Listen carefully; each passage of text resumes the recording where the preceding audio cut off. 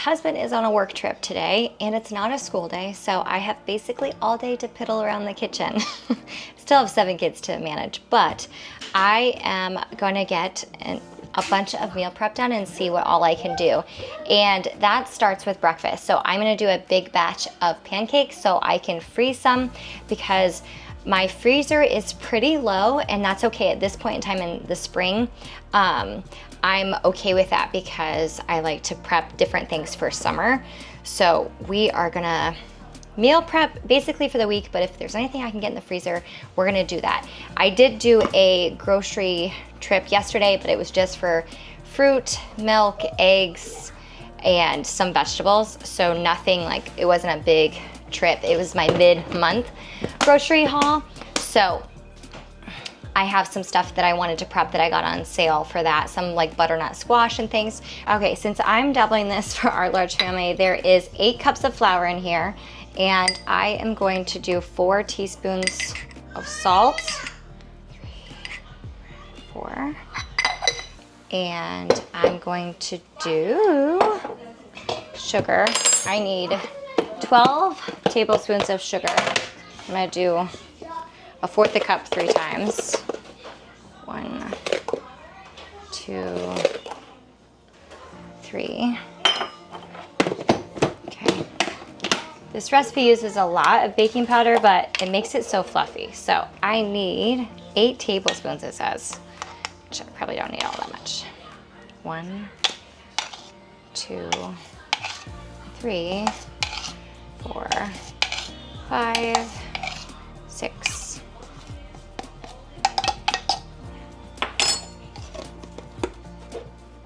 Okay, so that's all the dry ingredients. I melted my butter, and you're gonna need a whole cup of butter for this amount of pancakes, and I melted it, and now I'm letting it cool a little bit while I move on to the eggs and milk mixture. That egg mixture included 8 eggs and then 8 cups of milk and a good splash of vanilla, and mix that up together, and then I will pour it together and mix really well. And make sure you really scrape the bottom of the bowl, because sometimes flour can stick to the bottom of the bowl.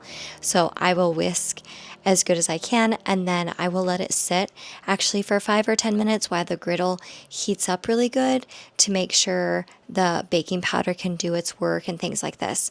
And this ends up being like a 7-quart bowl, so it pretty much fills it.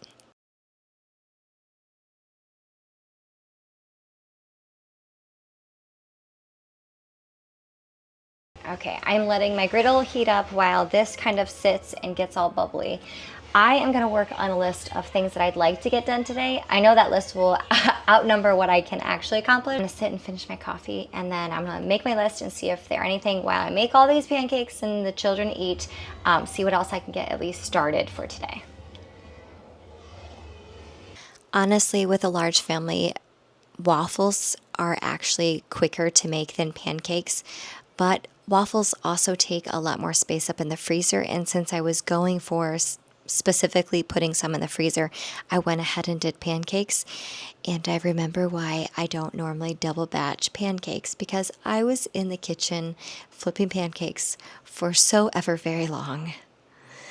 But in between that, I also prepped some broth to go in. I can't start it yet, but we had chicken the night before, and I want to get all those bones in the Instant Pot with, I always put apple cider vinegar and then usually some vegetable scraps from the freezer. I usually have ginger in the freezer that I always pull out, because I never lasts in the fridge for me, so I'll chop it into pieces and put it in the freezer, but paired with turmeric and some black pepper, it's a really good healthy additive to your broth. And then I always usually have some greens or maybe some onion tops and different things that I'll put in there too whenever I have it. And then I always use filtered water. We live within city limits, so we have a water system, so I always use filtered water, not water from the tap. And then I just set this aside until all of the pancakes were done for the day.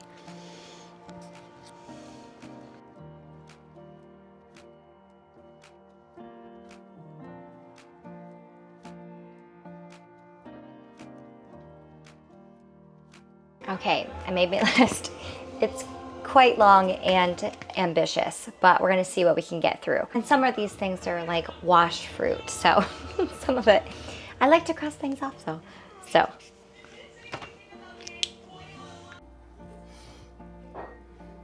Okay, I forgot how long a double batch takes for our family, but these are done. They're gonna cool. They're on a cooling rack.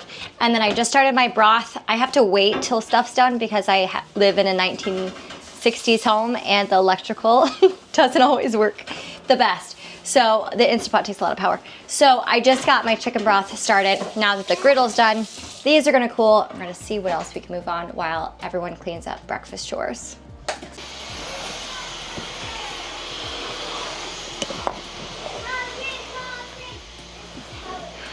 Okay, I fed Sally last night. Sally is my sourdough. And she's good today. She fell a little bit, but I'm gonna make a double batch of my focaccia, which will end up using 16 cups of flour. But focaccia I love to have in the freezer for summer because you can use it as, I can cut it into like breadstick size, or I can make sandwiches out of it, or there's just so many different things, or we can eat it as a side with like some eggs and toast or avocado toast or something like that. So I'm gonna do a really big batch and it's gonna give me probably like eight meals out of it. So it's gonna be 2 cups of sourdough and like I said, 16 cups of flour, but it's gonna sit all day long before I can bake it. So I'm gonna get it started now. This is a very large batch. So I'm doing 7 cups of water and then 2 cups of starter, which this will ferment, so 1,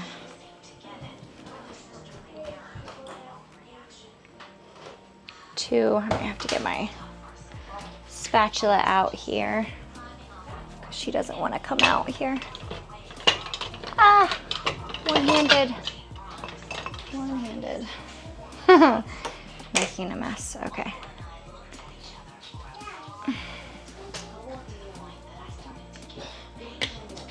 Okay, and then that gives me enough in here. I can feed her again for another recipe later or tomorrow.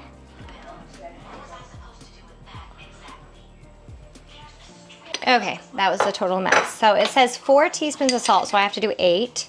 1, 2, 3, 4, 5, 6, 7, 8, which I'm sure some of that was tablespoons instead of teaspoons.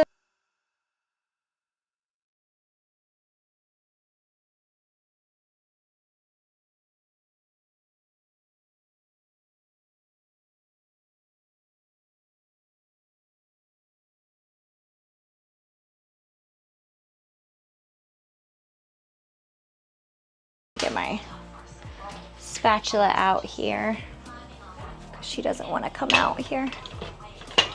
Ah, one-handed. Making a mess, okay.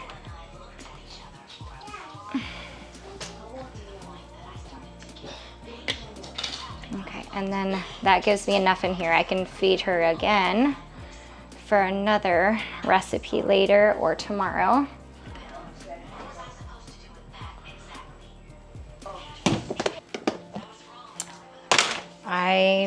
I'm hoping I don't need another bowl. And I should probably put my apron on.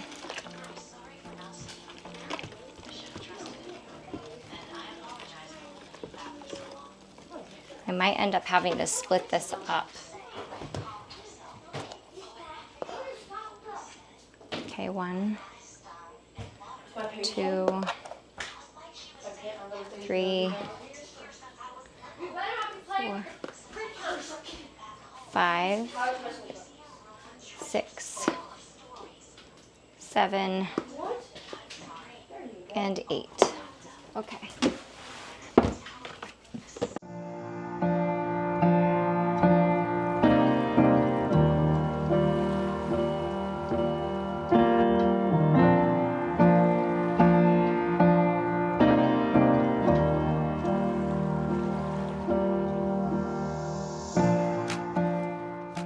Okay, I'm worried this double batch in here, if it more than doubles, it's gonna overflow and make a big mess. So I got out my big, I call them lem. I don't know if it's L-E-M. I have this really big tote and I have a lid with this one. So I'm gonna oil this and then let it be in here to ferment. And that way, if it takes until tomorrow to actually cook this batch or not, it kind of depends on how long it takes to, you know, do its thing because it's sourdough. It is supposed to be warmer a little. The sun will be shining, but it did get cold last night. So I'm gonna oil this up really good. I just hot soapy watered it. And then I'm gonna pour all of this in here and go find my lid. And then next up, clean the griddle and get that out of the way and see what else I can start on my list. Okay, here we go. And I did end up having to wet my hands to really get in there and mix it up since it was such a large amount. Dough whisk hook was just not quite doing it. So I'll clean that up in a second. And if that taught me anything, I need to put my apron on. So I'm gonna kind of spread this out into that oil. And these containers are food grade. Yes, your tote of markers you can have, yes.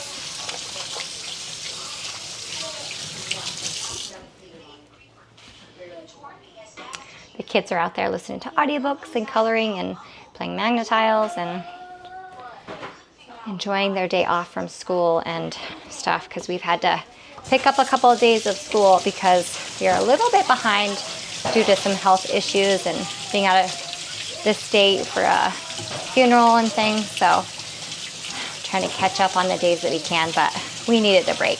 I needed a break. They wanted a break. So, okay.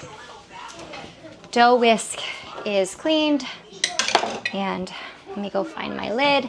And then I will sit this in a sunny spot, but not directly in the sun. That way it can warm up and do its fermentation because I really would like to get this actually baked today. And I'm starting it early enough. I should have enough time if it gets the warmth that it needs.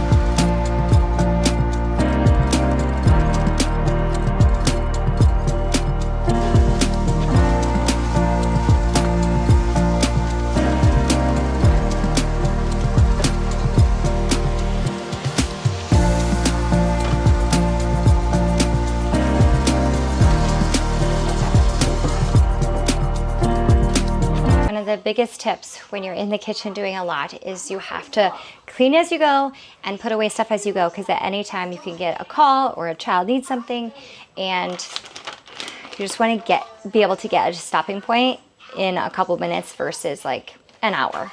But I do completely cool stuff down before I put them into freezer bags or plastic containers for the freezer.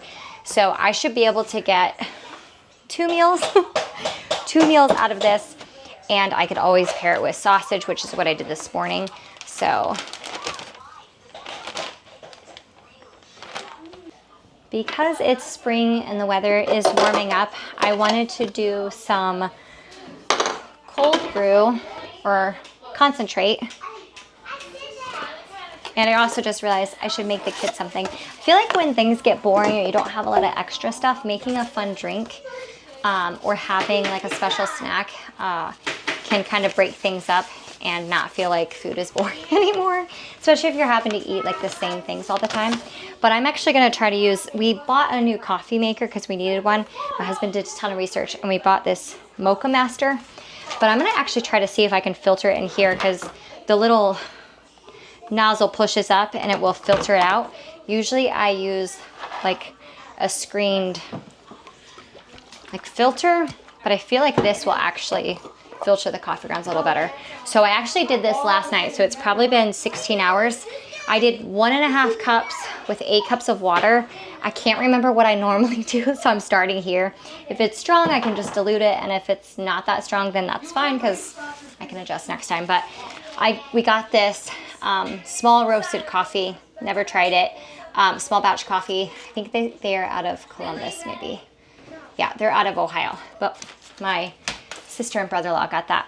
So I'm just gonna filter it through here, and it will do kind of the work for me to filter out the coffee grounds. They don't have to worry about all that sediment at the bottom of it. And then it takes a little bit of a cleaning, extra cleaning. So I'll take the carafe and fill it back up with my 1/2 gallon, the one that has the mason jar handle lid, but I'll work on that. And I'm actually gonna run downstairs and get some strawberry concentrate I made last year, and I figured I can make a nice strawberry lemonade for the kids this week.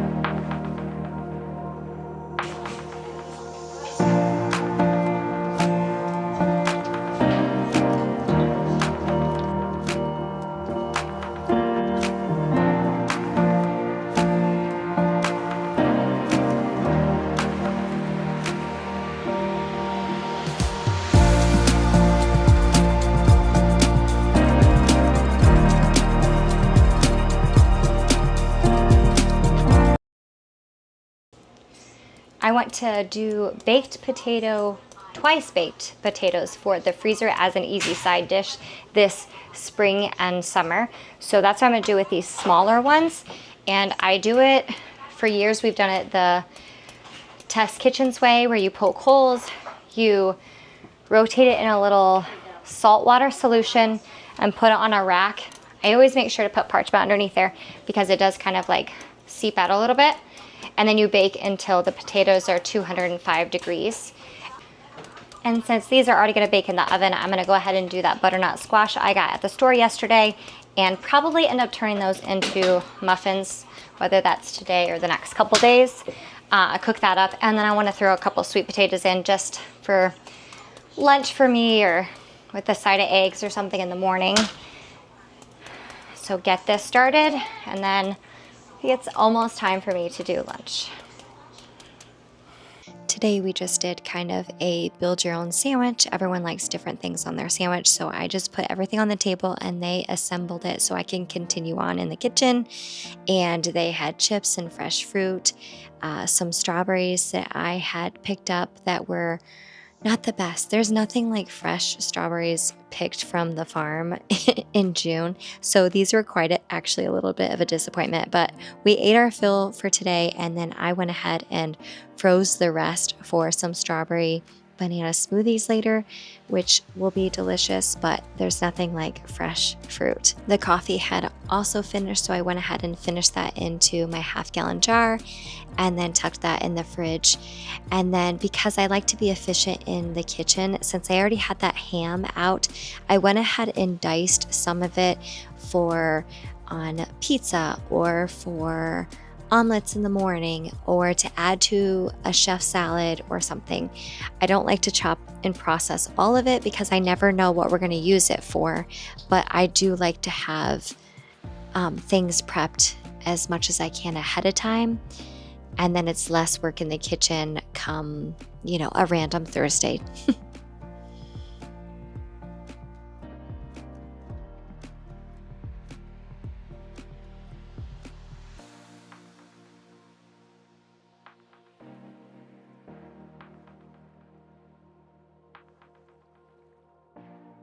Another thing to be proficient in the kitchen is not letting things go to waste.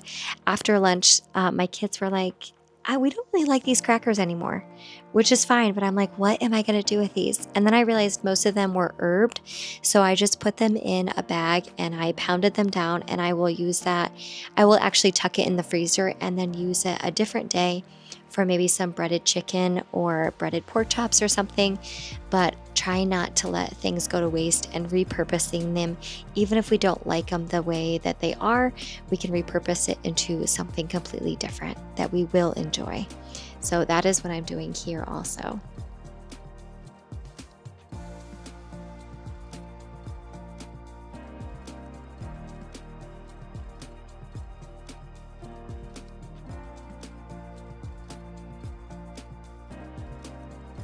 Those butternut squashes were so sweet. So I'm just gonna put them in a bowl, and then I will use my immersion blender so they're really mixed up before I put them in the fridge.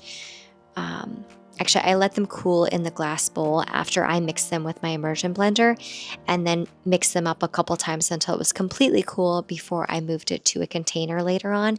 But it was so sweet. So this will make a good batch of muffins or even a pumpkin pie if I get really ambitious here this spring. And then we are moving back to the twice baked potatoes, and I'm cutting them all up and trying to scoop them. I let them cool a little bit too long. So I just warmed up my milk and butter mixture a little bit, and it warmed up the potatoes enough. So when I mixed it, it still worked out.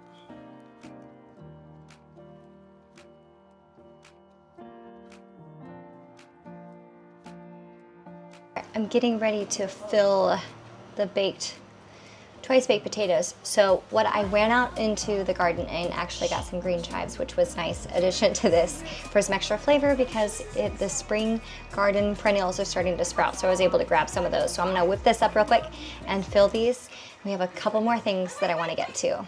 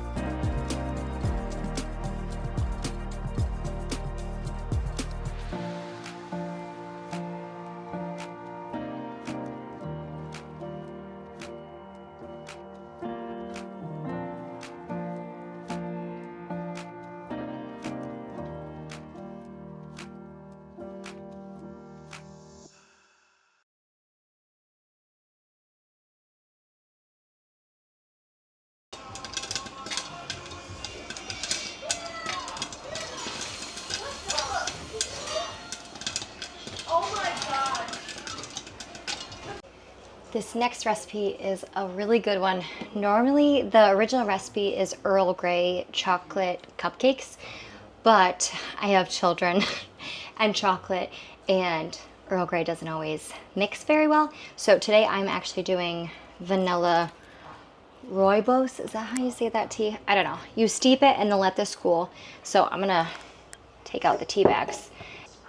It's a chocolate cupcake, but I am just gonna use like 9 by 9, and then we can cut it and store it instead of using cupcakes, but super easy to whip up and it's really good. And again, I am doubling this. I actually might need my 9x13 now that I think that I'm doubling it. So it's traditionally you just do the sugar and softened butter. So it says 1 3/4 cup of sugar times 2. So usually I don't actually follow the sugar recommendation. That's so. Okay. All right, and then I'll mix my softened butter. I'll whip that up real quick.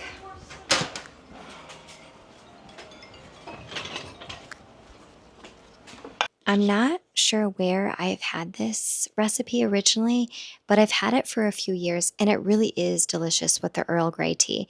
But the original recipe, single batch, is 1.5 cups of hot water, 3 bags of Earl Grey tea, and you're supposed to boil that and let it completely cool.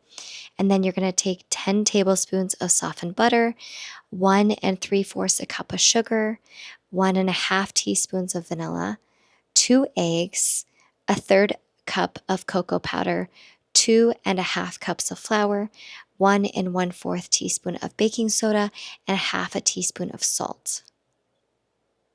You're going to beat the sugar and butter and add the vanilla and eggs, mixing in between every egg addition. And then in a separate bowl, you're going to add all of your powdered flour and cocoa powder and things. And then you will alternate adding the tea mixture and the flour until it's completely combined. And then you put it into a buttered dish. The original recipe, I usually do a 9x9, and then it bakes for like 30-ish minutes, depending on, I guess if you're doing the cupcakes, because the original recipe was for cupcakes and it takes 15 to 20 minutes to make a cupcake.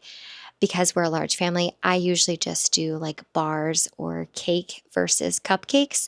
But I do sometimes like to do cupcakes when I'm doing it specifically for the freezer because it's like a grab and go versus if I do it fresh and serve it up that day, the cake just seems to be easier for me.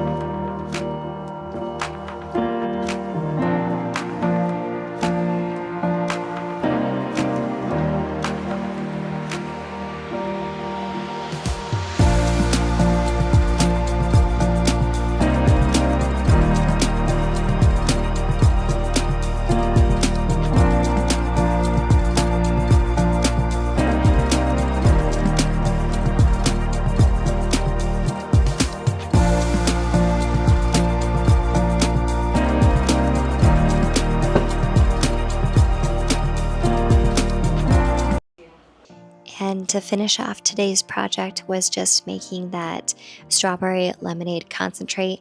So when I do this in the summer, I actually blend up the strawberries and add my lemon. But I like to keep the whole strawberries and not just like a strawberry syrup because I like my kids to have the fiber. So sometimes I use fresh lemons and sometimes I just use lemon juice. But the strawberries, I like to keep the whole fruit in there and just blend it up in my blender. And then this batch I actually kept in the freezer. This is not a canning recipe, so I could not add sugar and be shelf stable because it was in my freezer. So I did a couple of these because I wasn't sure how it would freeze and defrost, but it was definitely a recipe that I will be making again this summer. And it was a nice bright flavor treat. Because we're trying to get away from like the soups in winters and more into the bright summer flavors like lemon and eating greens and things like that. So this was a nice treat for us and the children. Thank you for hanging out in my kitchen today, and I hope to see you around really soon.